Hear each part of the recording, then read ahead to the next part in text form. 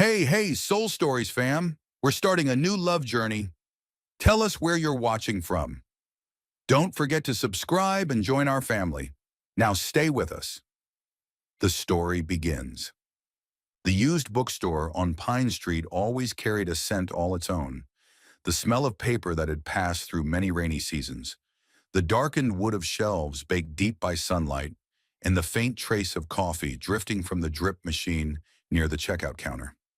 Claire Bennett had been coming there as a kind of self-rescue ritual since college. Whenever life grew too loud, she sought refuge in silent pages. That day she stood in the classics aisle with a book she knew perfectly well she would never finish. Her fingers turned a few pages while her eyes wandered, as if searching for something else without a name. At the same time, across the aisle, a man was rotating a book in his hands as though turning over a question. He wore a dark jacket, his hair slightly wind-tossed, and looked decidedly out of place in the buying a gift for mom section, just as he would later admit. He glanced up at the aisle signs as if the bookstore were a city and he were lost inside his own thoughts. Claire stepped closer to the shelf and reached for a book on the middle tier, and her fingers brushed another hand. The touch was barely there, but it was enough to make her look up. His eyes were the kind that made people slow down for a beat. Deep brown, warm, with something in them that seemed to ask the world for permission to be gentle. He pulled his hand back quickly, almost awkwardly. "Sorry," he said, his voice low as if unwilling to disturb the quiet of the books. "I think I was stealing your book." Claire shook her head. "No, I just grabbed the wrong one."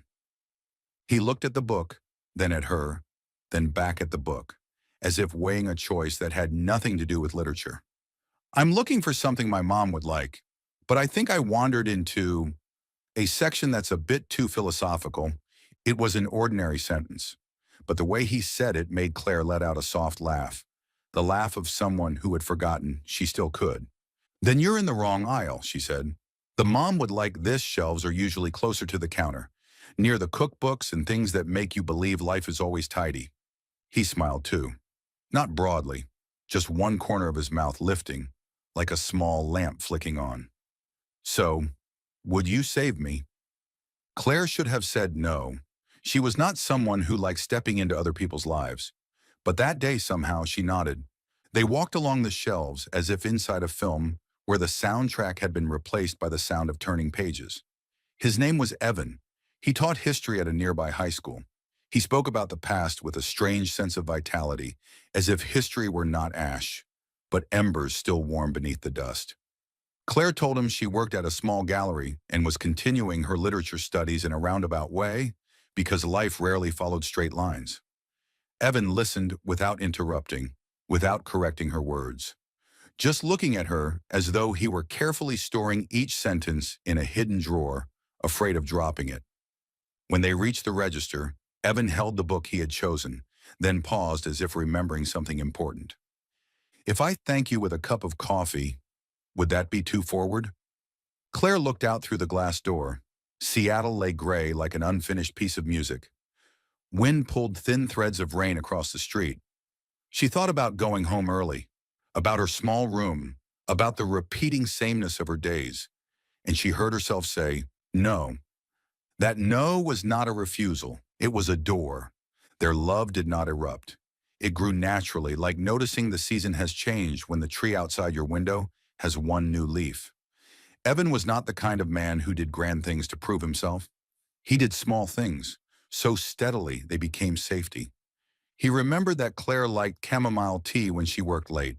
He always brought home a small loaf of bread when he passed the bakery, a habit so you won't forget to eat. He left notes on the fridge, not sentimental declarations, but simple lines like, "You tried today." They married in less than a year, in a small ceremony beneath strings of yellow lights and bunches of wildflowers. No stage, no fireworks, just hugs warm enough to stand in for everything else. In the early years, they lived in a rental apartment so small that if Claire opened the closet too hard, the door would hit the chair. Money was always just enough. Some months, not even that. But Evan always had a way of keeping not enough from becoming pain. "We're not poor," he once said when Claire stared anxiously at the bills. "We're just at the beginning." Like a good book, the first chapter is always crowded, but it opens up. And then Daisy arrived. The day Claire gave birth, Evan stood by the hospital bed, his hands trembling uncontrollably. When Daisy cried for the first time, Evan cried too, tears falling straight down, unashamed, like a man who knew he had just been given something impossibly large. "Hello, sweetheart," he whispered, resting his forehead against Claire's. "Thank you for bringing the world here." Daisy grew up on Evan's bedtime stories, kings and queens, warriors and dragons. But in the end, every story came home to a roof and someone returning. Claire believed in forever the way she believed in the sun.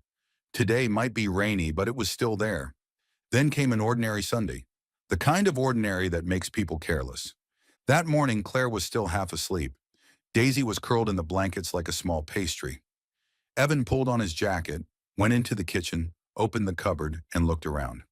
"I'm going to buy some bread," he said lightly as always. "Do you want anything special?" Claire rubbed her eyes. "Just you." Evan smiled. He bent down and kissed her forehead. The kiss was quick, warm, like a familiar punctuation mark. "I'll be right back." The door closed.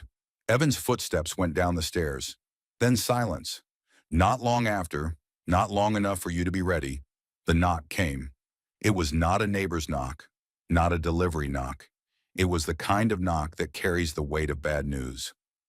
Claire stepped out, hair messy, pajama top still crooked. When she opened the door, two police officers stood there. Their faces were the kind trained to speak cruel truths in the gentlest possible voice. Claire heard them speak, but the sound passed through water.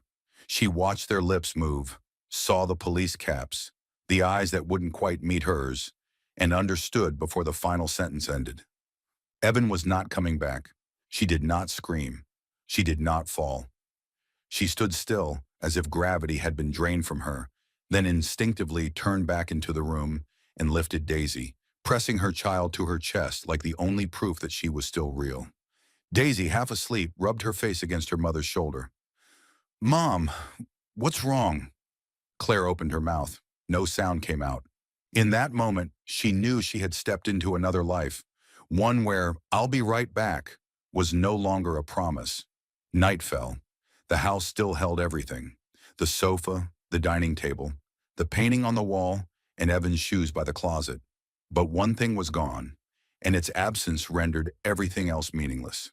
His breathing, a small sound no one ever notices until it disappears. Claire sat on the edge of the bed, staring at the empty space beside her. The space was no wider than before, but it was deeper, so deep she felt that if she leaned in to look, she might fall. And then she understood something brutally, unmistakably true. There are losses that need no sound to make you deaf. The days that followed passed like a scratch film reel. The images kept playing, the sound still existed, but everything was warped, no longer aligned with reality. Claire remembered the scent of flowers in the funeral home, a sweetness so heavy it made her throat tighten. She remembered footsteps on the wooden floor, the sound of chairs being pulled out and pushed back in, the way people said "stay strong" in phrases they didn't even know how to place properly. But what she remembered most was her mother-in-law Pat's hand. Pat Bennett didn't hold Claire in a clinging, desperate way. She simply held her hand, held it very tightly, as if letting go would cause Claire to slip out of this world entirely. Pat's fingers were cold, but her grip was warm, a warmth that didn't come from overflowing emotion, but from sheer will. "You're still here. You're not allowed to dissolve." At the funeral, Pat stood beside Claire like a pillar. George, her father-in-law, stayed a few steps behind, quietly present. He didn't say much, didn't offer advice.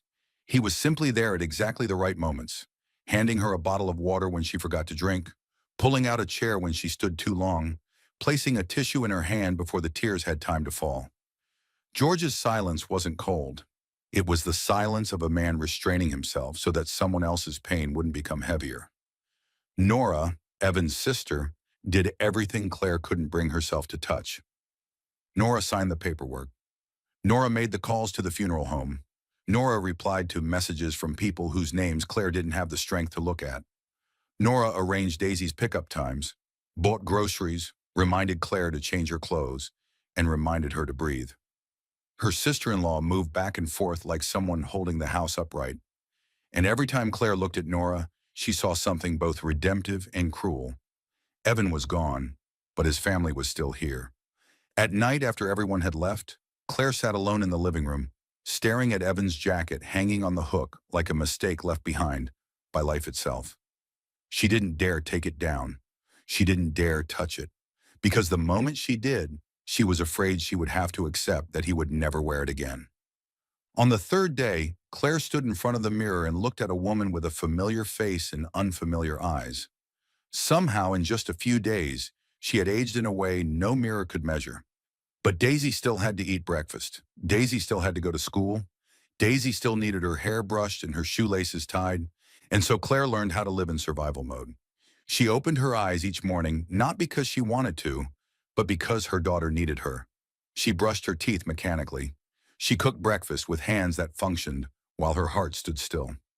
She practiced saying "Mom's here" in a normal enough voice so Daisy wouldn't panic. Small tasks became life rafts.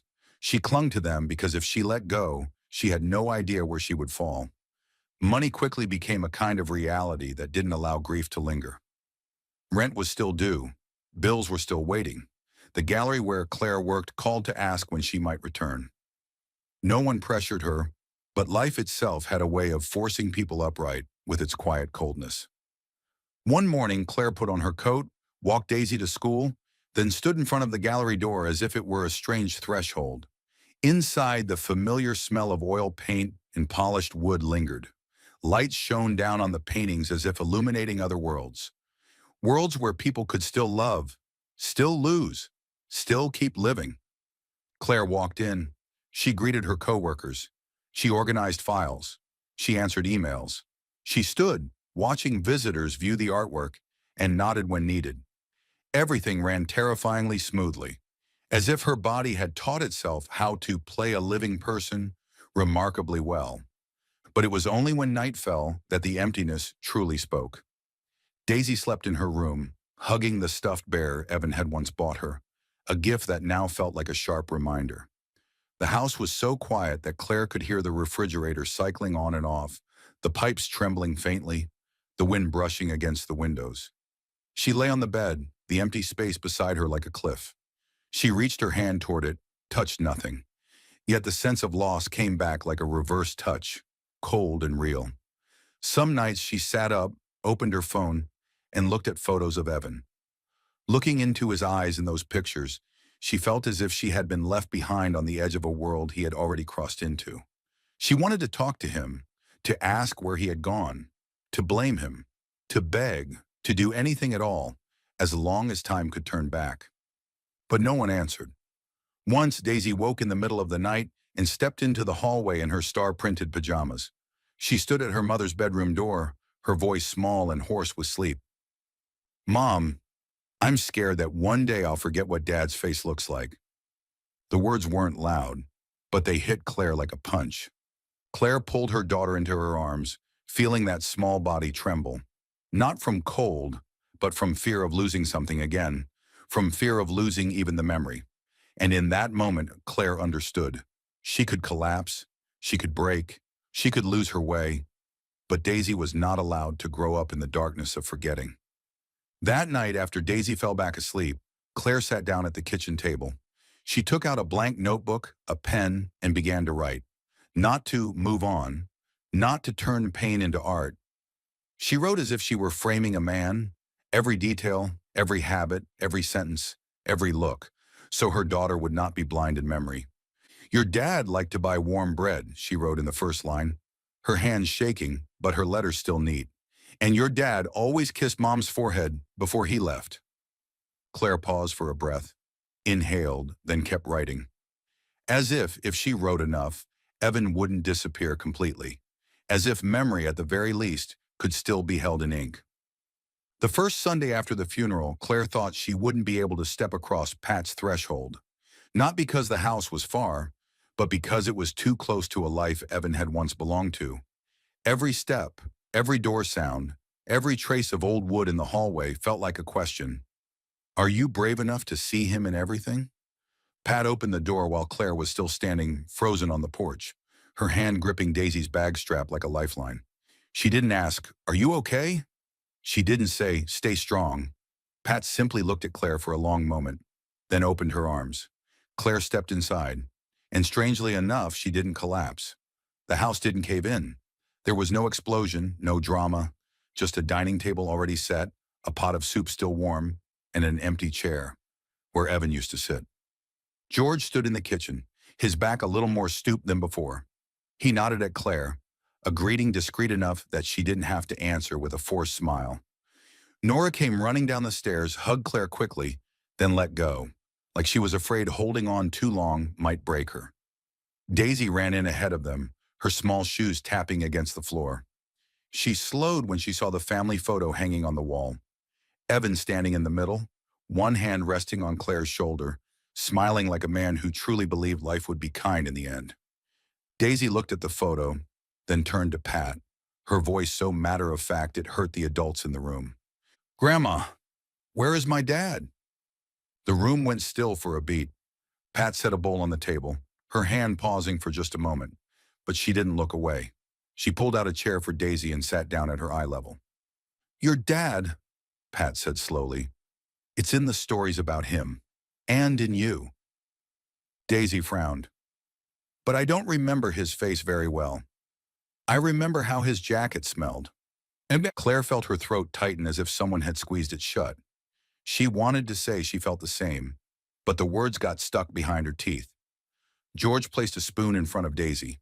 Nora blinked rapidly, as if blinking hard enough might keep the tears from spilling. Lunch began with ordinary motions, ladling soup, passing bread, pouring water. But what kept them sitting together wasn't the food, it was Evan. As if by an unspoken habit, stories about him began to surface, tentative at first, then gradually flowing into a stream. Nora told the story of the time Evan burned cookies at 16 and tried to hide it by dusting powdered sugar on top, as if sugar could cover the smell of smoke. George told of little Evan, afraid of thunder, sneaking into his parents' room but pretending, "I'm just getting a drink of water." Pat told of Evan's graduation day, how he held his diploma but turned back to find his mother before looking for his friends, eyes red, mouth stubborn. "I did it." Each story was like a small candle. It didn't light up the room, but it made the darkness less absolute. Claire listened, her heart softening and aching at the same time. Because when they spoke, Evan came back, not in flesh, but in outline. And that outline was beautiful enough to hurt. Daisy sat quietly, both hands around her bowl, eyes moving around the table. She swallowed every story the way she swallowed her food, slowly, seriously, as if afraid to miss even a crumb of memory. Then she asked, sharp as a pin, "Did my dad know I would grow up?" No one answered right away. Pat reached out and gently touched Daisy's head, as if smoothing a thought from her forehead. "He knew," she said. "If he were still here, he'd tell you 1,000 times." Daisy looked down. After a moment, she lifted her head again. "Then, can he see me?" The question pulled Claire straight down into a deep place. She wanted to hold her daughter, wanted to say Evan always saw her, but she was afraid of lying, afraid the truth would break Daisy. George spoke very softly, like a man who had lived too long with helplessness. "Your dad will always be in you, Daisy, even if you can't see him." Daisy nodded, as if accepting a truth she didn't fully understand yet. Then she turned to Claire. "Mom, tell me about Dad."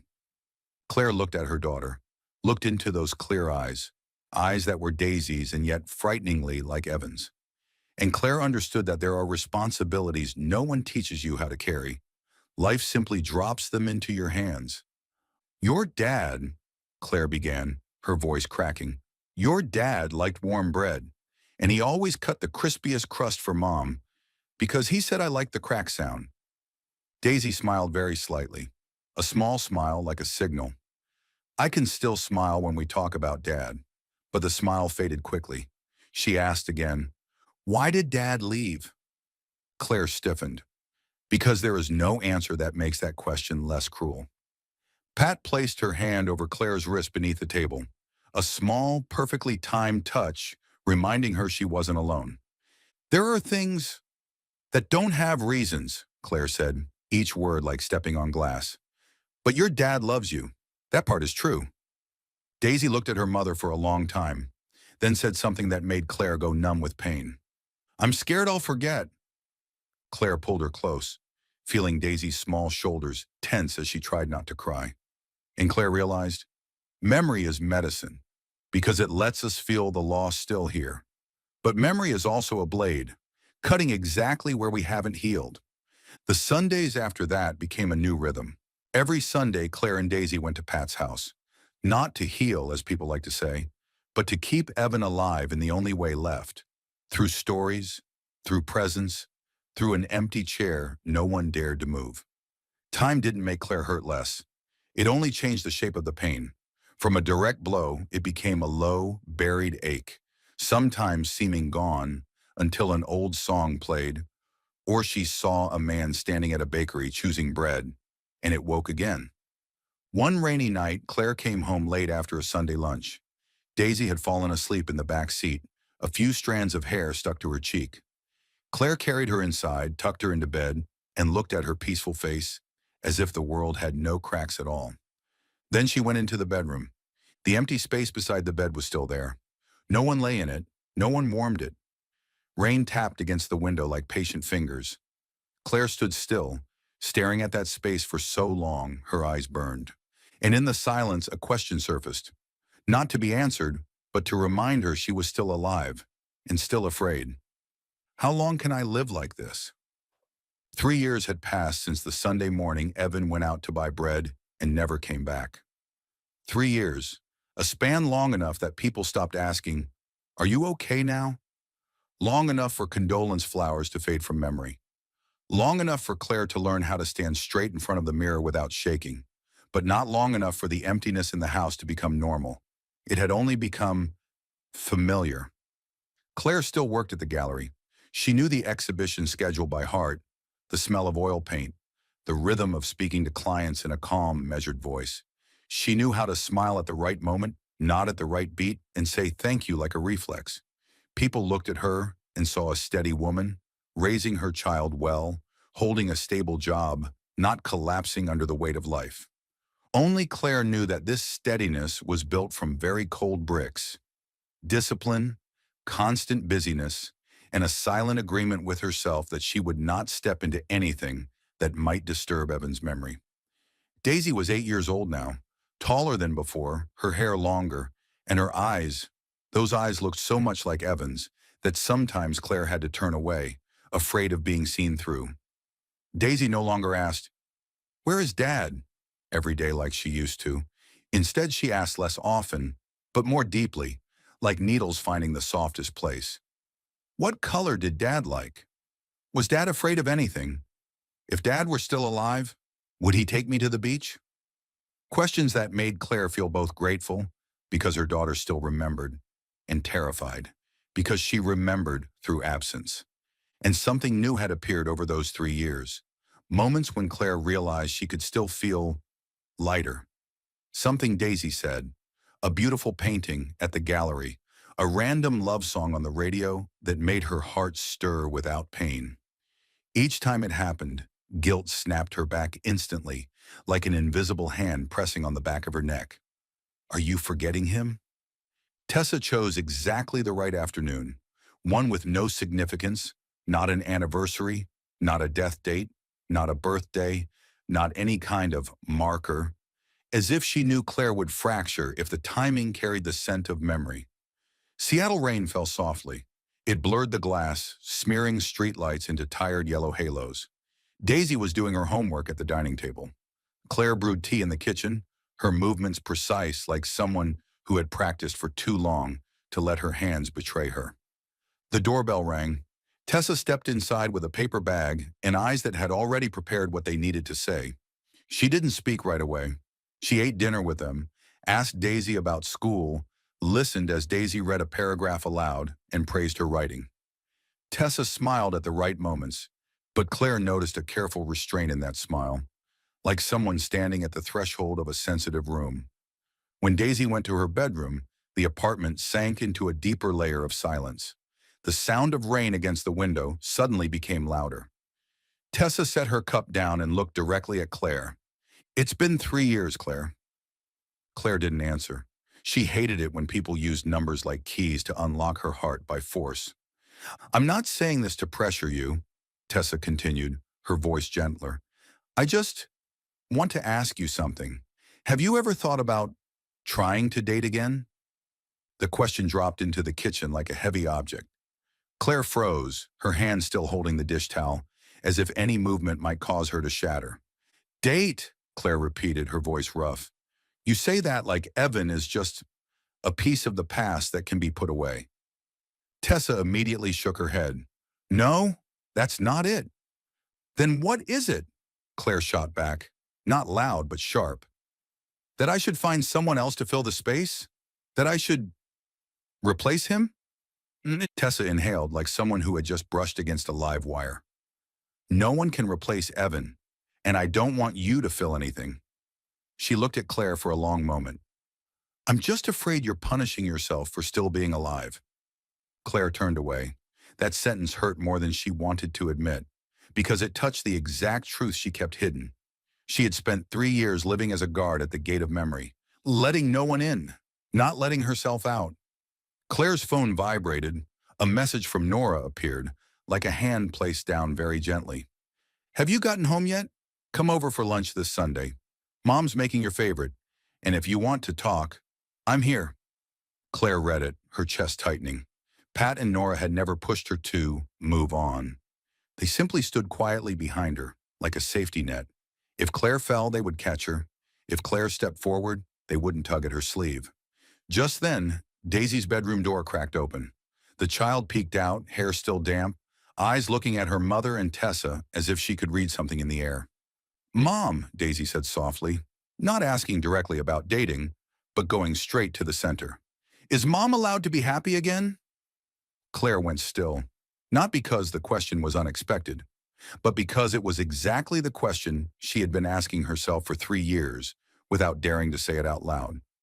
She knelt to Daisy's eye level, smoothing her hair. "Why do you ask that?" Daisy bit her lip.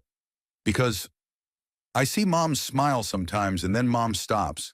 Like Mom's afraid that if Mom smiles, Dad will be sad." Claire's heart clenched. She realized she had unintentionally taught her daughter a cruel lesson, that joy required permission from the dead. "No," Claire said, her voice breaking but firm. "Dad wouldn't be sad because Mom is happy."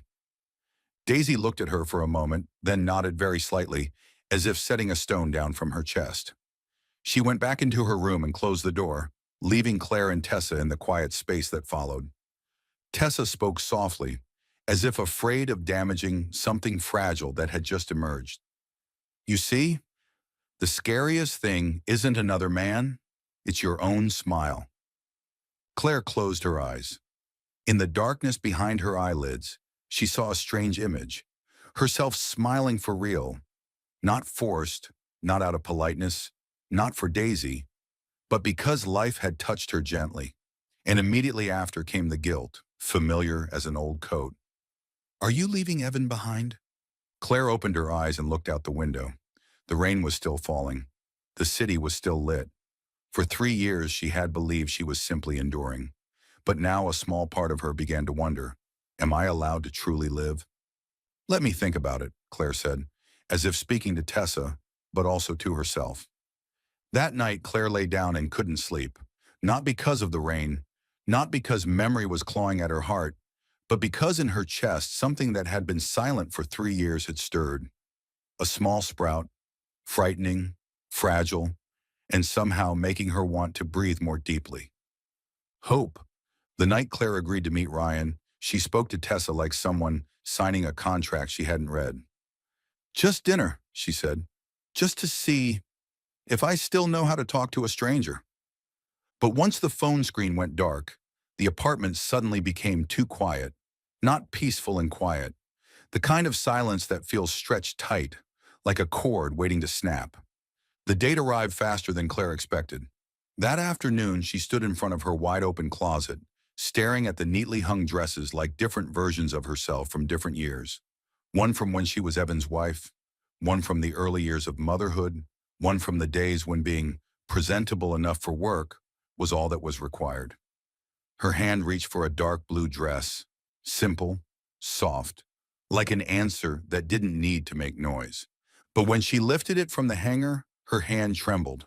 Not the kind of trembling from cold, the kind that comes from a very delicate fear, the fear that if she took one more step forward, she wouldn't be able to return to the old place in her heart.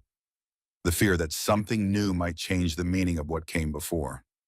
Daisy sat on the bed, hugging a pillow, watching her mother from behind. She was old enough now not to ask, "Where are you going?" in an innocent voice anymore. She asked like someone who knew there would be sadness inside the answer. "Mom, are you going out to eat with a friend?" Daisy asked, her eyes fixed on the dress in Claire's hands. Claire took a slow breath. "Yeah, just dinner."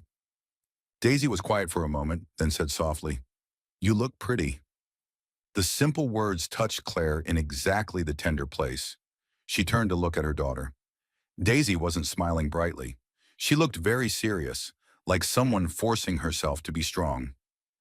"You'll stay with Grandma," Claire said, checking again, as if certainty in the schedule could calm her racing heart. "Remember to eat dinner, brush your teeth, and—" "I know," Daisy cut in, her voice gentle but firm. Then she looked straight into her mother's eyes. "Go." "I'm okay." An 8-year-old's version of okay always makes adults feel smaller. Claire stepped forward and hugged her. Daisy's shampoo smelled clean, and in that moment Claire missed Evan with painful clarity, missed the way he used to kiss the top of Daisy's head and say their daughter was the most beautiful thing in the world. The memory surged, hot and sharp. Claire let Daisy go and forced a smile. "I'll be home early."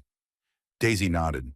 Then, as if she wanted to say something important but was afraid of hurting her mother, she spoke very softly. "Mom, stop punishing yourself." Claire froze. The words followed her all the way to the car. The restaurant Tessa chose was small, with warm yellow lights, wooden tables and chairs, and background music just loud enough that no one could hear someone else's sigh. Not too fancy, not too crowded, a place designed for conversation without making people feel like they were performing. Claire arrived 5 minutes early, exactly the kind of woman who had grown used to being on time, to preparing for everything, as if punctuality could keep emotions from ambushing her. She sat down, set her bag on the chair, and folded her hands together beneath the table. When she saw Ryan walk in, she recognized him immediately, not because he stood out, but because he carried the look of a decent man. Ryan was of average height, with dark hair and calm eyes. He wore a simple jacket, nothing showy. As he approached the table, he slowed, as if afraid of startling her, then smiled. "Claire?" he asked, his voice warm but not intrusive. "Yes." She stood to shake his hand, aware that her palm was slightly damp. Ryan pulled out her chair, a small gesture, but Claire felt a sudden sting in her chest. Evan had done the same thing on their first date. She immediately pressed the feeling down, like hitting a mute button. The conversation began with safe topics: work, the weather, and the food. Ryan worked at a publishing house, reading manuscripts, editing sentences. He talked about books like someone who lived inside words but without showing off. He asked Claire about the gallery, not politely but genuinely. "What do you like most about the paintings?" Claire answered, and for the first few minutes, she felt okay. She even felt comfortable talking about color, about light, about the feeling of standing before a piece that makes you want to stay silent. Then Ryan asked naturally without any edge to it, "How long have you been in Seattle?" "Almost 10 years, Claire said. And then, out of old habit, the next sentence slipped out of her mouth. "I came here because my husband, Evan, got a teaching job at a school." She stopped mid-sentence as she just realized she had pushed open a door she hadn't meant to touch. Ryan didn't react strongly. He simply nodded, his gaze softening. "Evan was a history teacher." Claire pressed her lips together. "Yes." She tried to change the subject, asking Ryan what genres he liked and which cities he preferred. Ryan answered, then asked again about the gallery. But every question that brushed against Claire's life seemed to summon Evan by reflex. Claire talked about her first exhibition. Evan brought flowers, about the time she was short on money. Evan encouraged her. About Daisy, Evan had chosen her name because he wanted something light like spring. It wasn't that Claire wanted to do this. She knew she was ruining the dinner.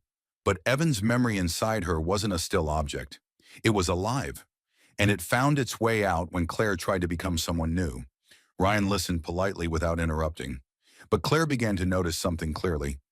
Every time she said Evan's name, the air at the table shifted slightly, as if a third person had just taken a seat, unseen, but heavy. Ryan asked, "How old is Daisy now?" 8, Claire answered, then almost immediately added, unable to stop herself. Evan used to say she'd be a writer. She stopped. This time not because she realized it too late, but because she suddenly heard herself as if from a distance. She heard the way she spoke of Evan, as if he were still part of the present, still at home, still waiting for her, still sitting at the head of the table, smiling as she talked. Ryan looked at her for a long moment. There was no blame, no irritation, just a very calm truth in his eyes, a truth that sent a chill down Claire's spine. She tried to smile, tried to say something light to pull everything back into the present, but her lips wouldn't cooperate. In that moment, Claire understood the most frightening thing about this date wasn't whether Ryan liked her or not. It was this. She was talking about Evan as if he were still there, and Claire didn't know whether she was trying to date again or trying to prove to her memories that she hadn't left. The moment Claire realized she was talking about Evan as if he were still sitting there, the air at the dinner table immediately became dense. No one had done anything wrong. There was no rude remark, no judging look. It was simply that the truth had begun to take shape between the two glasses of water, a truth Claire had tried to hide for years. Evan was not just a memory. To her, he was still the present. Ryan remained polite. He still nodded. He still asked a few follow-up questions, like a decent man who didn't want to hurt anyone. But Claire began to notice the small signs, signs that only appear when someone is retreating through silence. Longer pauses before answering, eye contact that touched and then slipped away, a smile that stayed on his lips but no longer reached his eyes. Occasionally he glanced at his watch, not in a rushed way, but as if quietly wondering whether he had the right to leave. Claire tried to pull herself back. She talked about the gallery, about a new painting that had just gone up, about colors. She asked Ryan about the book he was reading. She tried to smile at the right moments, but every effort felt like placing a small bandage over a deep crack.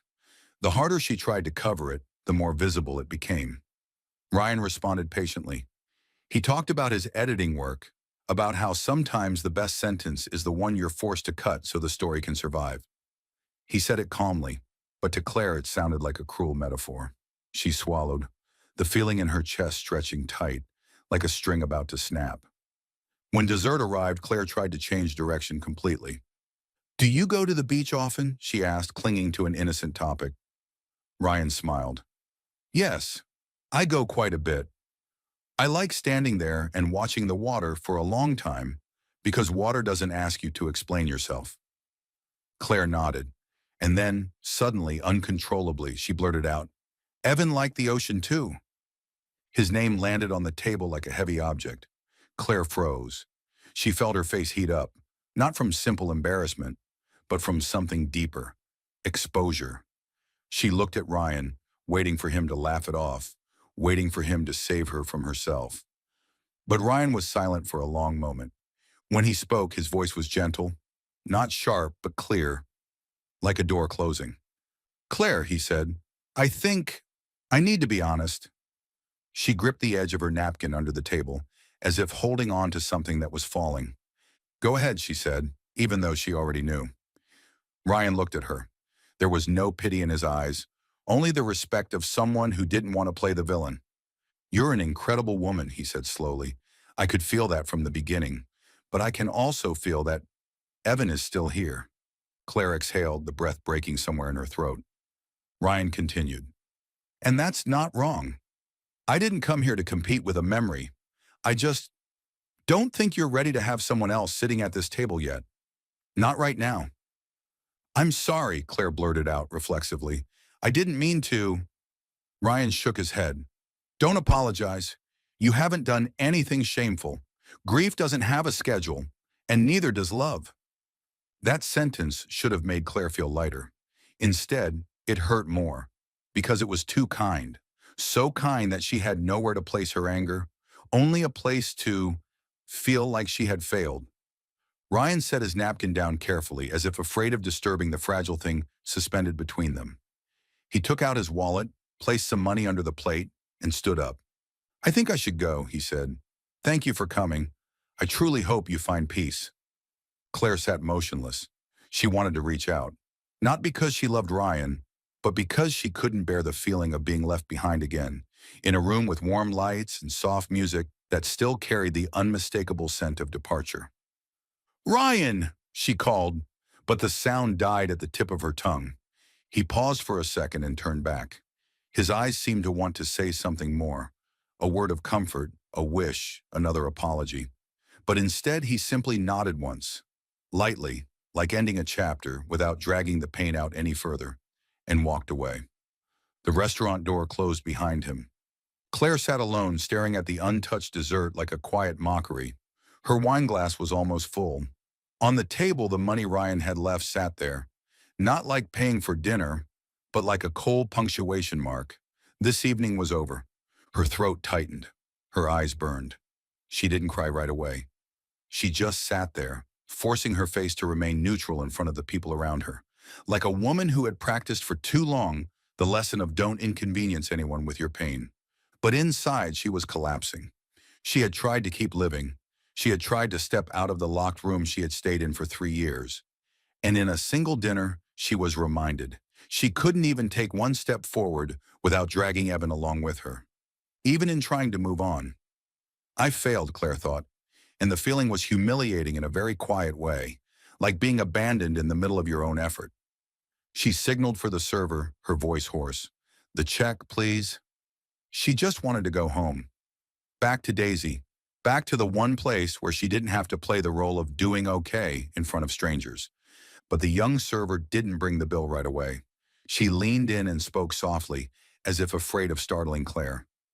Don't rush to leave, she whispered. Someone came here for you. Claire looked up, her heart clenched in a reflex of panic, as if the worst possible thing had just happened, and she turned toward the restaurant entrance. Claire turned toward the restaurant entrance with an instinctive surge of fear. In her mind, the worst possibilities flared at once. Something had happened to Daisy. Nora couldn't get through. There was an accident, a hospital. Her body slipped into a state of readiness, as if it might shatter at any second. But the person who stepped inside did not bring panic. She brought a calm that seemed to lower the volume of the entire room. Pat Bennett stood in the doorway. She wore a long, dark coat, her silver hair neatly brushed, her posture straight. The posture of someone who had walked through ruin without ever granting it the power to bend her. The restaurant's yellow light fell across her cheekbones, highlighting the lines of a woman who had lived far more than she ever spoke of. When Pat's eyes met Claire's, she didn't look around for a table. She didn't exchange pleasantries with the staff. She walked straight toward Claire, as if she knew exactly where Claire was sitting. As if on a night like this, Claire could never disappear from her sight. Claire sprang to her feet, the chair scraping back with a short sound. Her throat tightened first with embarrassment at being caught in her most fragile moment, then surprise, and then something softer, warmer, the feeling of being found. Pat, Claire said hoarsely, why are you? Pat reached out and lightly touched Claire's wrist. A brief touch, but enough to keep Claire from feeling like she was drifting. Nora called me, Pat said. Her voice held no accusation, no pressing questions, just a simple statement, setting things in their proper place. Are you okay? Claire wanted to say, I'm okay. An old reflex, a mask she had worn for 3 years. But tonight, after Ryan had left and the silence he left behind felt like a slap, Claire no longer had the strength to lie. She only shook her head very slightly. Pat looked down at the table, at the untouched dessert, at the nearly full glass, at the bill Ryan had left beneath the plate like a closing line. She didn't comment. She didn't need to. She had seen enough. Come take a walk with me, Pat said. You don't have to say anything if you don't want to. Just walk. Claire picked up her bag. She nodded like a child being led across a dark street by an adult. They stepped outside the restaurant. The night air was cold and clean, rain clinging faintly to their hair. Seattle looked unusually bright tonight, streetlights reflecting off wet pavement in long, golden streaks. The distant hum of cars, water running along the curb, everything sounded sharper when no one was speaking. Pat didn't take Claire straight home. She led her a few blocks away to a small nearby park. There was a bench beneath a tree where the light didn't hit directly, just enough to see each other's outlines without being exposed. Pat sat down first. Claire sat beside her, clutching her bag as if it were the thing keeping her upright. For a long time, Pat said nothing. She looked up at the sky, where thin clouds drifted across the moon like a sheer veil. Claire looked too, as if staring long enough might produce an answer. Finally, Pat spoke. No preamble, no preparation. When I was your age, Pat said, I lost my husband. Claire turned toward her. She had always known Pat and George for a lifetime. She had never heard of any man before George. Pat kept her gaze forward, telling the story as if it didn't require the listener's eyes to remain standing. His name was Robert, she said, a firefighter. People called him a hero because he died saving a child in a fire. Claire felt her heart constrict. In that story, the word hero was both noble and cruel because it made the death sound meaningful, while the one left behind saw only a cold bed. The day they told me, Pat continued, I was standing in the kitchen doorway. I was still holding a knife, cutting onions for dinner. I didn't cry right away. I just stood there, just like you. Claire lowered her gaze. Her throat trembled. Pat didn't look at her, but Claire felt the words landing precisely on the part of her she kept most carefully hidden. I thought, Pat said slowly, that my life ended there. I believed that if I lived happily again, if I laughed, if I felt lightness in my heart, it would be a betrayal of Robert. Pat turned to look at Claire for the first time since beginning the story.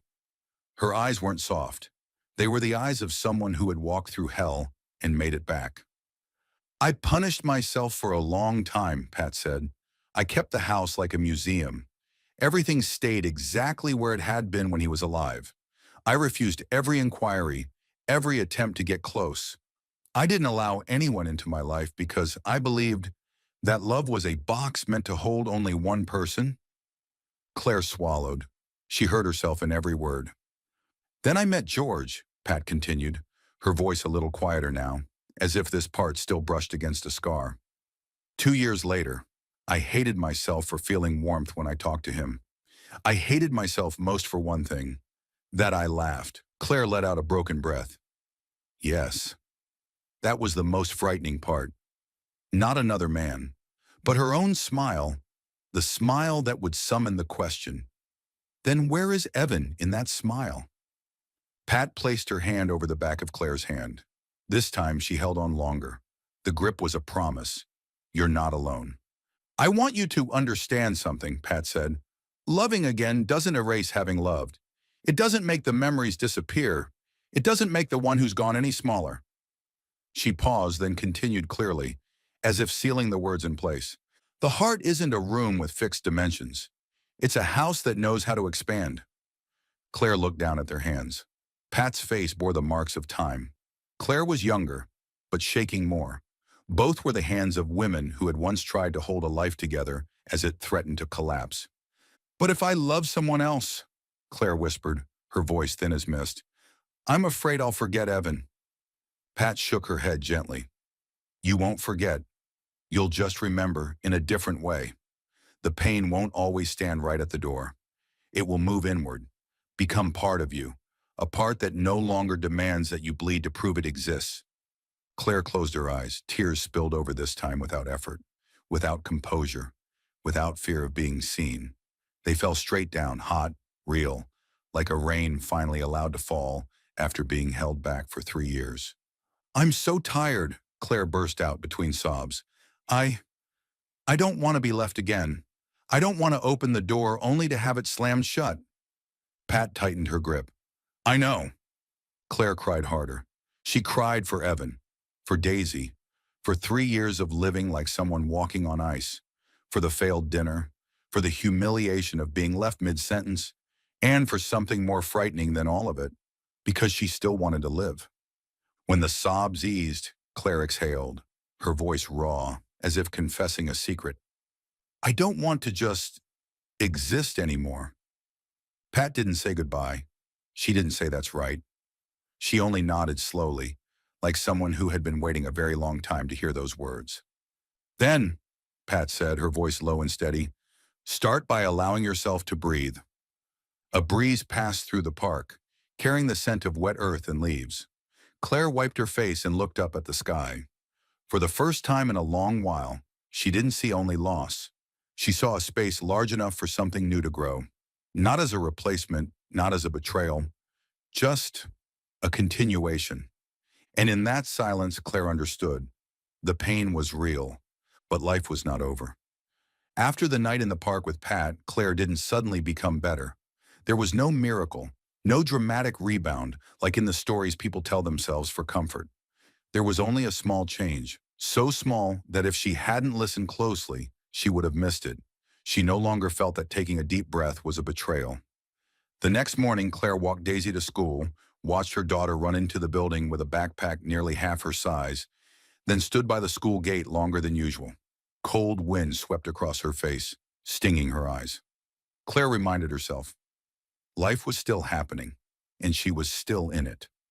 That evening, after Daisy had fallen asleep, Claire pulled Evan's memory box down from the top of the closet. She had avoided that box for a long time, because it was like a locked room. Opening it hurt, but not opening it felt like losing something. Now, with the memory notebook already holding its first pages, Claire understood something clearly. She couldn't let Evan exist only as a wound.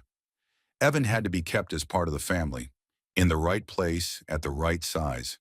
She laid everything out on the dining table, a few photographs, an old concert ticket, a note Evan had once left on the refrigerator, a letter he wrote to her during her finals, and the small bracelet he had bought for Daisy when she had just learned to walk.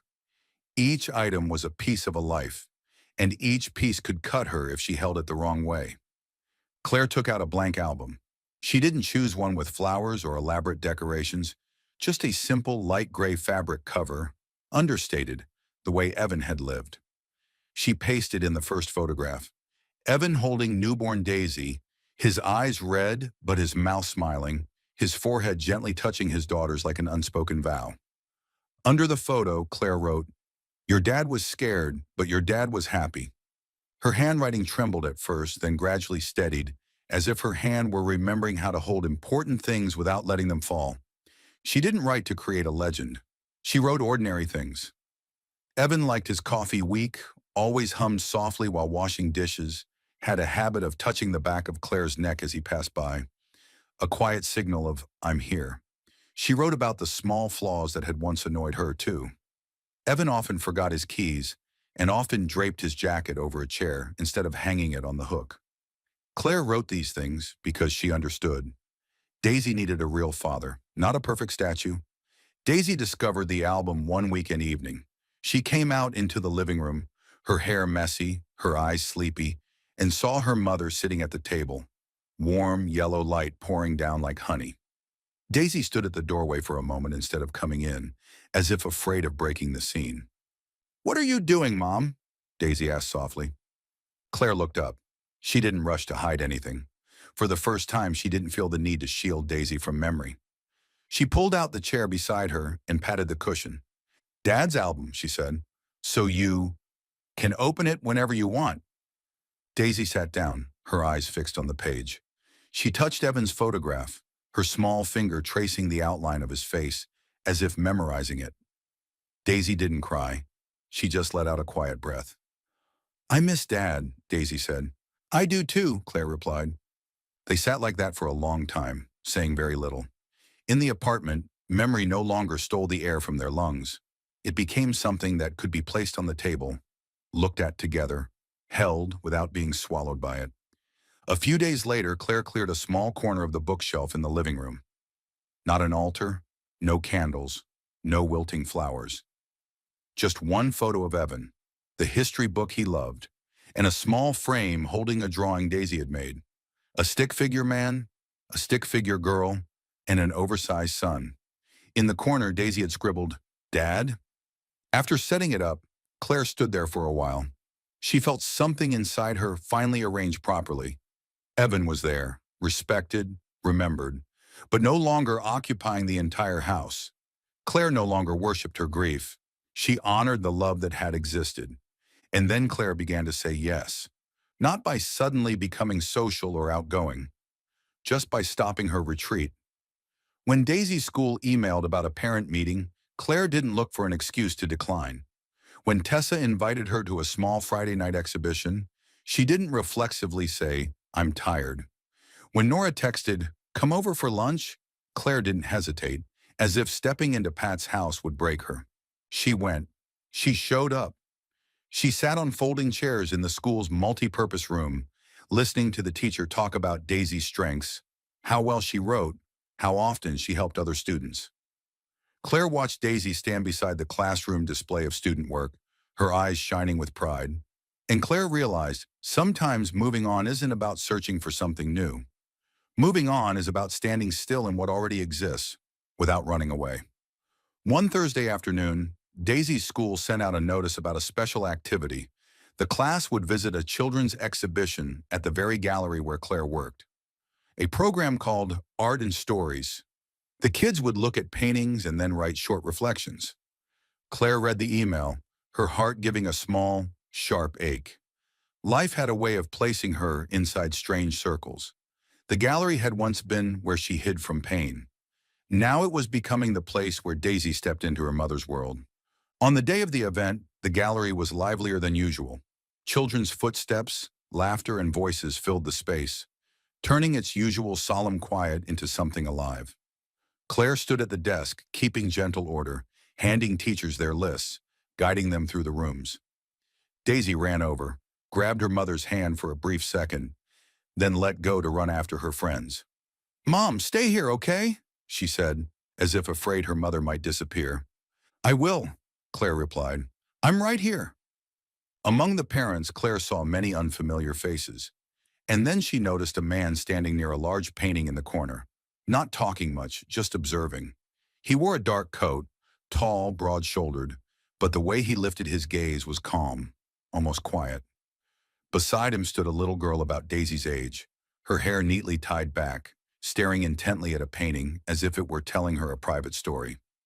The girl turned and called softly, "Dad." The man bent down, listened, and gave a small nod. Unhurried, unexaggerated, just present. Daisy ran past, stopped when she saw the girl. "Ella," she exclaimed, like they'd known each other forever.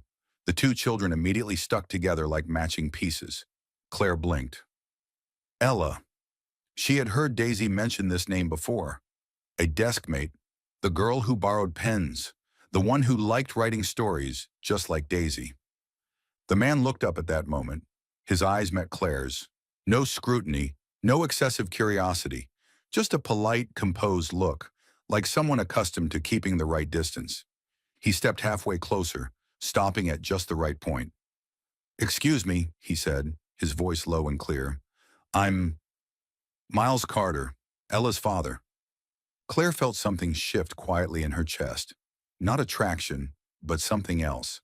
The sense of safety in a meeting that didn't require her to become anyone. She stood straight and replied gently, "Claire Bennett, Daisy's mom, and I work here." Miles nodded, his eyes briefly taking in the gallery before returning to her. "It's beautiful," he said. "It feels like even the air is lighter." Claire paused, surprised by that phrasing. Not everyone spoke about beauty that way. Behind them, Daisy and Ella had already sat down on the floor, heads bent close together, small hands pointing at a painting, whispering like they were planning a secret mission. Claire looked at the scene, and inside her, a quiet, unfamiliar calm opened up. Not loud, not rushed. Just like a new door being added to her house, not yet opened, but already there. And she realized this could be the beginning of something. Very slow. After the Art and Stories event at the gallery, Claire thought meeting Miles Carter would amount to nothing more than a polite handshake, a brief crossing of parental orbits before everyone returned to their own. Her life had grown accustomed to that rhythm, encounters that left no trace, greetings that never turned into anything else. But Daisy and Ella did not live by the rule of everyone back to their own orbit. They clicked together like two matching pieces. The first time Claire heard Daisy talk about Ella, with that sudden brightness in her voice, she recognized something rare in it: joy without effort. Ella seemed to feel the same, and children, in their natural way, pull adults closer the way they pull chairs together to fit a table. A week later, Daisy came home with a notice. The class was organizing a reading picnic at the park on Friday afternoon. Parents were invited to come with their children, each child bringing a favorite book. Claire read the paper, thought about asking to leave the gallery early, then thought about the empty space on a park bench if she showed up alone. The familiar hesitation stirred, but Daisy looked up at her, eyes clear. "Can you come, Mom?" she asked, as if this mattered as much as a test. Claire nodded. "I'll come." Friday afternoon brought wind and pale sunlight. The grass was damp with mist. Blankets were spread out in scattered patches of color. Children ran in circles, laughing and calling to one another like small bells. Claire sat down on a blanket near the edge. Daisy set her book on her lap and leaned against her mother, an old habit quietly returning. Then Daisy jumped up when she spotted Ella. "Mom, I'm going over there," Daisy said quickly, already running off before Claire could remind her not to run too fast. Claire watched her daughter sit down beside a neatly ponytailed girl, and right after that, a tall figure standing nearby with a water bottle and a paper bag in hand approached slowly, as if careful not to startle anyone. Miles Carter. He didn't step straight into Claire's space. He stopped at a distance that was polite, a distance that still left Claire the choice. "Hi, Claire," he said, his voice low, unforced, unadorned. "Good to see you again." Claire nodded. "Hi, Miles." He looked down at the two girls. Daisy and Ella were bent over the book as if sharing a secret. Miles smiled faintly, said nothing more, and sat down at the opposite edge of the blanket, not too close, not too far. A gentle quiet settled between them. Not the awkward silence of people who don't know what to say, but the kind shared by two people who understand that not every space needs to be filled with words. Claire noticed that Miles rarely checked his phone.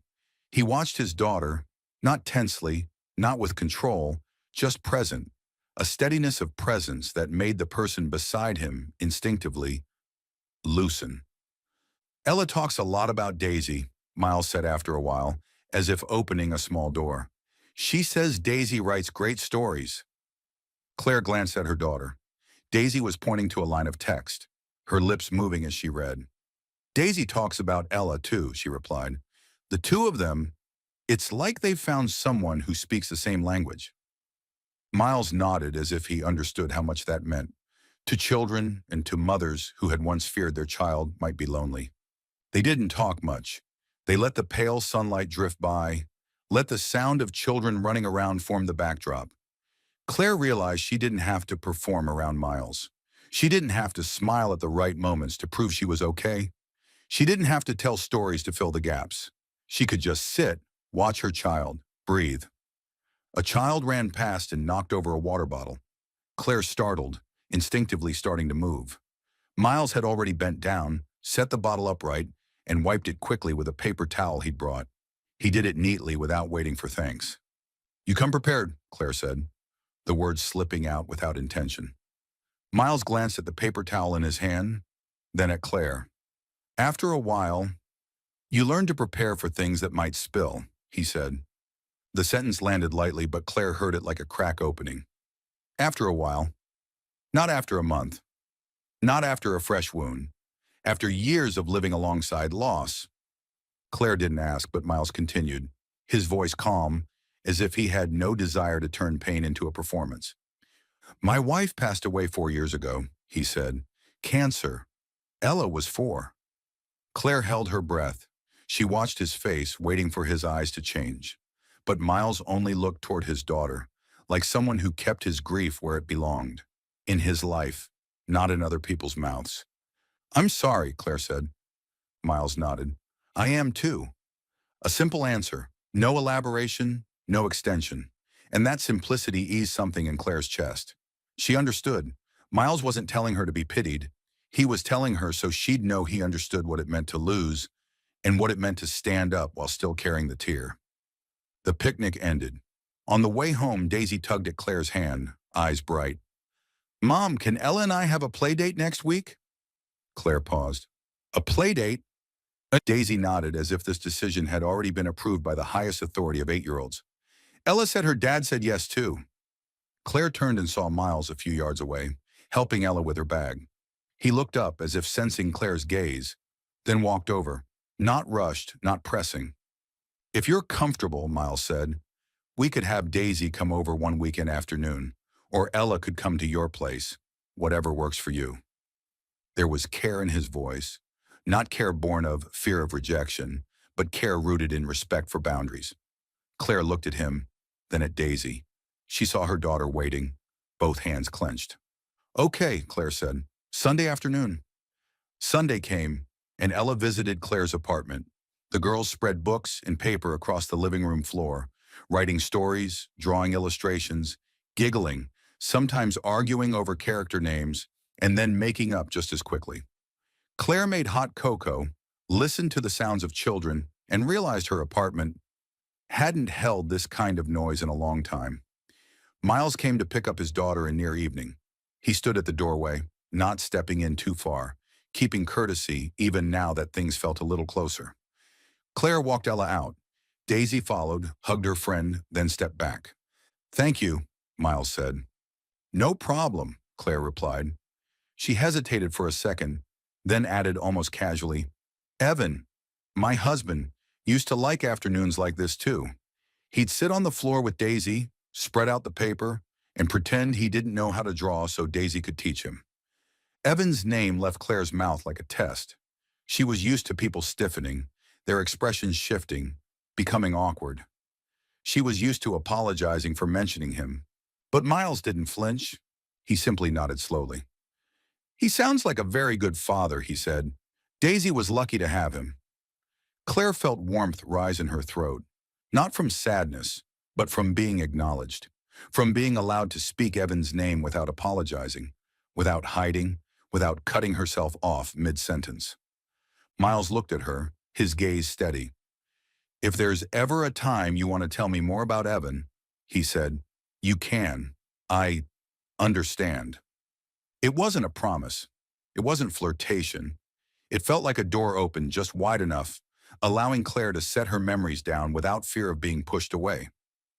When Miles left, Claire closed the door and leaned against it for a long moment. Inside, Daisy was laughing over a story she had just finished writing.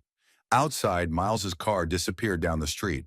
Claire walked back into the living room, looked at her daughter, at the papers scattered across the floor, at the shelf corner holding Evan's photo, and for the first time, she realized something both small and immense.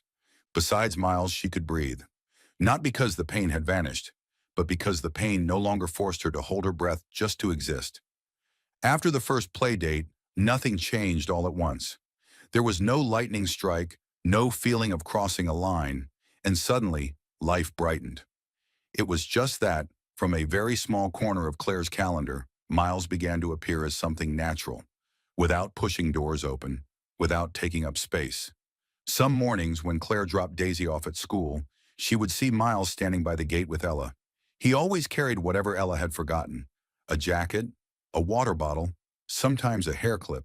He greeted Claire with a nod. Just enough. Claire returned it the same way, not too familiar, not distant, a light kind of knowing that didn't require her to tense up. Then came the school book fair. Daisy and Ella were in charge of the book table, taping little handwritten cards onto the covers. "This one is sad but beautiful. This one made me cry. This one has dragons." Claire stood nearby, neatly stacking books. Miles stood across from her, handing her extra tape and straightening a crooked sign. Neither of them said much, but they worked together as if it were already familiar. At the end of term performance, Daisy stood on stage, singing slightly off-key but with eyes shining bright. Claire watched her, heart racing. When Daisy glanced down to find her mother, her gaze paused for a beat. Not just on Claire, but on Miles beside her, as if knowing they were both there made her steadier. After the performance, the crowd was loud and chaotic. Claire stepped aside to avoid small talk. Miles approached, keeping a respectful distance. "Daisy sang well," he said. Claire nodded. "She was nervous, but she tried." Miles looked at her a moment longer. "You did too," he said quietly. "You're still trying." It wasn't a compliment, it was recognition. And Claire realized it had been a long time since anyone had seen the trying in her. People only saw the results. She worked, she raised her child, she didn't fall apart in public. One rainy afternoon, Claire stopped by the cafe near the school, while Daisy was at an after-school class. The place was small, the windows fogged, the air thick with espresso. She took a corner table and opened her laptop. The door swung open, cold air rushed in, and Miles walked in with an umbrella still dripping. He spotted Claire and paused for half a second, asking with his eyes. Claire nodded. They sat across from each other, each with a hot drink. They talked just enough. Work, small things from the week, a book Miles was reading. Claire noticed she didn't have to perform being okay. The silence between them didn't scare her. It felt comfortable, like a room with windows. And then Claire had a day when she broke. Not dramatically. Just one evening, when she opened the closet and saw Evan's coat still hanging there. The old fabric smell pulled memory out like a blade. Claire stood there for a long time, then sank down onto the floor, her back against the closet door, her chest tightening. Guilt flooded in. Guilt for drinking coffee with Miles and feeling lighter. Guilt for laughing. Guilt because part of her had started wanting days that were more than just surviving. Her phone vibrated. A message from Miles. "I'm near the school. Daisy and Ella just got out. Do you need me to bring Daisy home?" Claire stared at the screen for a long time, then typed back, "Thank you. Please help me today." About 40 minutes later, there was a knock at the door. Daisy ran in first, talking nonstop about class. Miles stood at the threshold, not stepping inside, still respecting the house and the unspoken things it held. "Daisy's fine," he said. Then his gaze rested on Claire. "Today, looks like it was a hard day." Claire was about to deny it, but in the end she just nodded. Miles didn't ask for details. He didn't say everything will be okay. He only said one thing, very gently. "You don't have to be okay right now, and you don't have to explain." The words tightened Claire's throat. For the first time, she felt allowed to be weak without feeling ashamed. Miles nodded goodbye and left, without leaving pressure behind. Only the sense that someone understood without demanding anything. A few days later, while Daisy and Ella attended their reading club in the library, Claire stood in the hallway looking through the glass. Miles stood beside her, sharing the same cool draft. He turned to her. This time he said her name, without the formality he'd used before. "Claire," Miles said, "if you feel comfortable, may I take you out to dinner? Just the two of us." Claire looked at him. There was no urgency in his eyes, only the patience of someone who knew that precious things take time. She exhaled. "Okay," Claire said, her voice quiet but steady. "I will." And for the first time in a long while, Claire did not close the door that was opening in front of her. The first dinner that was just the two of them didn't resemble the dates Claire had imagined over the past 3 years. There was no youthful nervousness, no probing questions like, "What do you want from me?" Just a small restaurant, warm yellow light, background music thin as breath, and a strange sensation. Claire didn't have to prove who she was. Miles arrived on time. He stood when Claire walked in, pulled out her chair, and said simply, "You're here," as if her presence was something he valued, not something he took for granted. They talked about easy things, work, the kids, a book Ella was reading, and Daisy was arguing with the whole world about because of the ending. Miles smiled lightly as he spoke, his eyes warm but unshowy. Claire found herself smiling too, without effort, and immediately a familiar blade slid through her chest. "You're happy without Evan." She set her glass down, fingers tightening around the rim. Miles noticed the shift but didn't ask right away. He simply slowed down, allowing the space to exist without forcing Claire to fill it. After a moment, Claire spoke. No more circling, because she knew that if she kept going as if nothing were wrong, she would pull herself under. "Miles," she began, her voice rough. "I'm scared." Miles looked at her calmly. "Of what?" Claire swallowed. The words inside her felt tangled together. Hard to separate, hard to say aloud, because saying them meant admitting they were real. "I'm afraid," Claire said slowly, "that if I take one more step, I'll forget Evan." Saying it felt like touching something sacred. She waited for Miles to grow awkward, or change the subject, or offer some generic reassurance. But he did none of those things. He simply nodded once, very slightly as if to say, "I understand." Claire continued, her breath unsteady. "I'm afraid Daisy will be hurt. I'm afraid she'll think I'm replacing her dad. I'm afraid of how people will look at me and judge." She let out a small laugh, joyless. "I'm afraid they'll say, 'It hasn't even been that long,' or 'She didn't really love her husband.' I'm afraid of everything." Miles was quiet for a moment. His silence didn't press down on Claire. It was like a blanket laid over a wound so she could keep speaking without the sting of air. "Miles," Claire said, almost a whisper, "I don't want to betray him." Miles placed his hand on the table, not touching Claire's hand, just close enough for her to know he was fully present in this conversation. "Claire," he said, his voice low and steady, "I didn't come here to replace Evan." He said Evan's name clearly, without avoiding it, without fear. That alone made Claire's eyes burn. "I'm not competing with someone who's gone," Miles continued. "I don't want, and I don't have the right, to take his place in your life or in Daisy's. Evan will always be part of your family." Claire looked at him, searching for a crack of insincerity. But Miles wasn't trying to be admirable. He was simply being honest. "I'm only asking," Miles paused, choosing his words carefully, "for a place in the present. Just a small one. Enough for me to stand beside you if you allow it." The words didn't make Claire fearless, but they made the fear less toxic, because they put the boundary in the right place. A new love wasn't a takeover. It was a request to coexist. Claire exhaled, her eyes stinging. She nodded very slightly. Dinner ended with a softened quiet, not because everything had been resolved, but because, for the first time, Claire felt that her pain could sit at the table alongside a new possibility, without anyone forcing her to choose between them. But the real test came afterward, the way life always prefers it, quietly, ordinarily. The next afternoon, Claire went to pick up Daisy at Pat's house. Nora was in the kitchen. Pat was folding towels. Daisy sat on the rug, absorbed in a paper model for class, a small castle with pointed towers and windows cut out with scissors. Miles came to pick up Ella, since the girls had just had a play date. He stood in the living room, car keys in hand, watching Ella retie her shoelaces.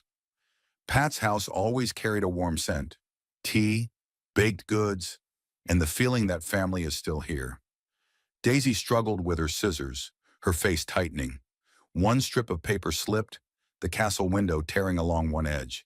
She jumped to her feet, eyes reddening with frustration. "I ruined it," Daisy said, her voice choking. Not because of the castle, but because she always wanted to do things right, as if doing them right might keep life from breaking again. Claire stepped forward, about to sit down and help, but her hands were full with bags, her mind still tired, and for a moment she was slower than usual. Miles had already knelt down. He didn't take over. He simply lowered himself to Daisy's eye level, looked at the model for a beat, then asked gently, "Do you want to fix this window?" Daisy blinked, looked at him, and hesitated. Then she handed him the castle, an instinctive decision. Miles took a new piece of paper and carefully cut another window, slow and precise, as if he were repairing something more important than a craft. He handed it to Daisy and pointed. "Glue it here. Cover the tear, like a window frame." Daisy followed his instructions. The window became square again, not perfectly flawless, but steady. "Wow," Daisy breathed, her eyes lighting up. "You're really good." Miles smiled. "I'm not good. You just didn't give up." Claire stood beside them, her heart tightening. Part of her hurt because Evan should have been here, sitting on the floor, helping Daisy cut paper, laughing when she glued it crooked. Another part of her felt so deeply grateful she almost cried, because in this room, Daisy still had a man who knelt down to her level, who didn't make her feel like a burden, who didn't make her feel alone. Daisy turned to Claire, as if suddenly remembering something important. "Mom, Uncle Miles helped me." Claire nodded, her throat tight. She looked at Miles. He wasn't looking to Claire for approval. He simply stood, brushing paper scraps from his hands, as if helping a child fix a paper window were the most natural thing in the world. The moment wasn't dramatic, but it opened something inside Claire, a door she had kept locked with fear for 3 years. She understood as clearly as the yellow light in Pat's kitchen. A new love doesn't destroy old memories. It doesn't erase Evan. It doesn't make him smaller. It simply opens another door so light can enter a house where Claire had lived in the dark for far too long. Happiness did not return like a storm. It didn't crash in, didn't shatter everything to prove its strength. It came back like a new habit, small, steady, and durable. A mug of hot cocoa placed in the right spot on a winter evening. A pair of children's shoes is lined up neatly by the door. A text that said, "Did you get there yet?" Not to control, but simply to make sure the other person was still here. Claire didn't wake up one morning and discover that she was no longer in pain. Evan still existed like a stitch buried deep beneath the skin. It no longer bled, but she could always feel it when the weather changed. The difference was that she was no longer afraid of that stitch. She had begun to understand that pain was not the enemy. Pain was simply proof that a love had once been real. Miles never asked Claire to forget. He never asked her to seal Evan away in a box, so moving forward would be easier.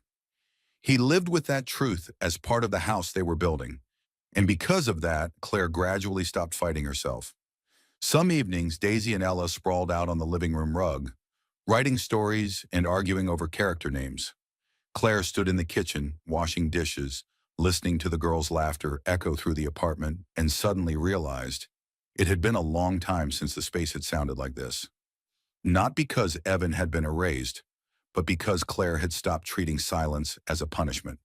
And then, on an ordinary evening, so ordinary that no one had prepared their emotions, Miles arrived at Claire's place earlier than usual. Outside, the air was damp and cold. The windows were veiled with a thin layer of fog. In the kitchen, warm yellow light poured onto the table like honey, the kind of light Claire had once believed was gone from her life forever. She was chopping vegetables.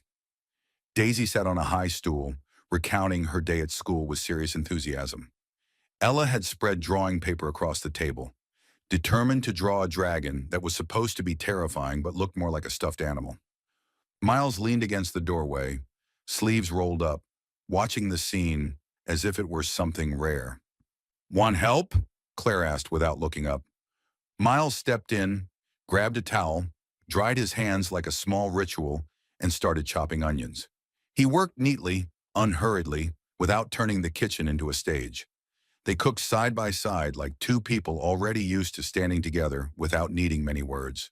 When Daisy hopped off the stool and pulled Ella into the living room to keep writing the story, the kitchen was left with only the sound of the knife against the cutting board and the soft bubbling of boiling water.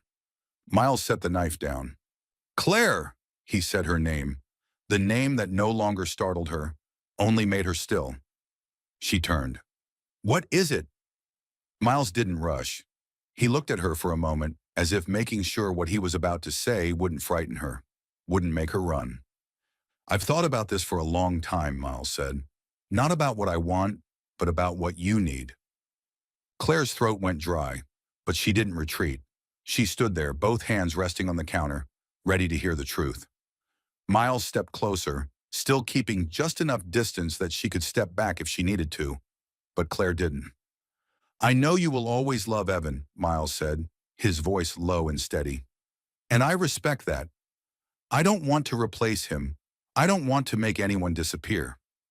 Claire felt her eyes burn, not from sadness, but from finally being placed correctly inside her own story. Miles took a breath, then reached into his jacket pocket and pulled out a small box. Not flashy, not dramatic, just a box that felt like an everyday sentence. He didn't kneel right away. He simply placed the box on the counter and opened it. Inside was a simple ring, its small metallic glow catching the yellow light. I'm not asking you to forget the past, Miles said. I'm only asking to be your present, if you'll allow me. Claire looked at the ring, then at Miles. In a single heartbeat, she saw everything again. Evan in the bookstore. Evan is holding Daisy. Evan is leaving to buy bread. She saw Pat gripping her hand at the funeral. She heard Daisy ask, "Is Mom allowed to be happy again?" She saw herself sitting on the bedroom floor, convinced she would never stand up again, and she understood. If Evan were still here, he would not want her heart to become a locked room. Claire reached out and touched the ring box. Her hand didn't shake the way it had when she'd chosen a dress for a first date. It trembled slightly, but it was the tremor of someone stepping through a doorway, fully aware that she was still alive. "I say yes," Claire said, her voice soft but clear. "I say yes, if you promise me one thing." Miles met her gaze. "What is it?" Claire swallowed. "Evan will always be spoken of, not like a ghost, but as part of Daisy, part of me." Miles nodded immediately without hesitation. "I promise." When Daisy and Ella ran into the kitchen, drawn by the smell of food, Claire had already wiped away her tears. But Daisy noticed anyway. She looked at the ring box, then at her mother's face, then at Miles, and instead of asking why, the way adults expect, Daisy walked closer with a calm that felt far older than her age. "So, I get to hold the rings at the wedding, right?" Daisy asked, her voice very serious. Claire laughed, a real laugh, unplanned, unrestrained. "Yes," she said, pulling Daisy into her arms. "You'll be the one to hold the rings." The wedding was small, just like the way they lived. No noise, no drama. A gentle morning, sunlight soft enough that no one had to squint. Pat, George, and Nora sat in the front row, eyes red, mouths smiling. Daisy walked forward with the ring box in her hands, shoulders straight, carrying something very important. And it was important. In Pat's kitchen after the ceremony, Claire placed two photographs side by side on the shelf.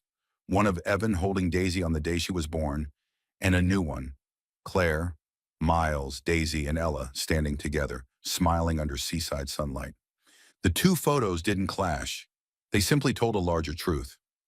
A life can have many chapters, and no chapter cancels out another. That night when the house was quiet, Claire stood before the shelf, touched the corner of Evan's frame lightly, then turned to Miles.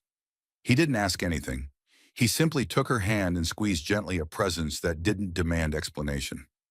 Claire rested her head against Miles's shoulder and finally understood what Pat had said long ago, what she was only now truly able to believe. A heart doesn't replace people. A heart only learns how to grow larger so it can hold both the past and the future.